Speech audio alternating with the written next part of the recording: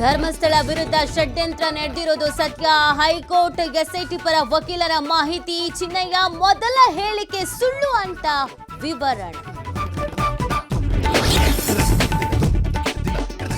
ಜಾತಿ ಜನಗಣತಿಗೆ ಮತ್ತೆ ಸಿಡಿದೆದ್ದ ಪ್ರಬಲ ಸಮುದಾಯಗಳು. ಇಂದು ಮತ್ತೊಂದು ಸಭೆ ನಡೆಸುವುದಕ್ಕೆ ಸಿಎಂ ಸಜ್ಜು. ಸಮೀಕ್ಷೆ ನಡೆಸಬೇಕೋ ಬೇಡವೋ ಎಂಬ ಬಗ್ಗೆ ಅಭಿಪ್ರಾಯ ಸಂಗ್ರಹ. ಗಣೇಶ ಮೆರವಣಿಗೆ ವೇಳೆ ಕಲ್ಲು ತೂರಾಟ ಪ್ರಕರಣ. ಮುತಾಲಿಕ್ ಮಂಡ್ಯ ಪ್ರವೇಶ ನಿರ್ಬಂಧ. ಕೋಮು ಸೌಹಾರ್ದತೆಗೆ ಧಕ್ಕೆ ಹಿನ್ನೆಲೆ ಡಿಸಿ ಆದೇಶ.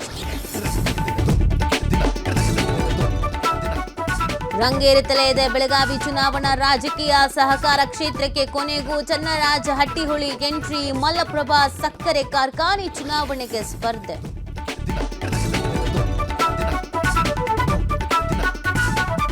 ಹಾಸನದಲ್ಲಿ ಶಾಂತಿಗ್ರಾಮ ಪೊಲೀಸರ ಕಾರ್ಯಾಚರಣೆ. 12.5 ಲಕ್ಷ ಮೌಲ್ಯದ 31.5 ಕೆಜಿ ಗಾಂಜಾ ವಶಕ್ಕೆ. ಓರ್ವ ಮಹಿಳೆ ಸೇರಿ 3 ಪೆಡ್ಲರ್ಗಳ ಬಂಧನ.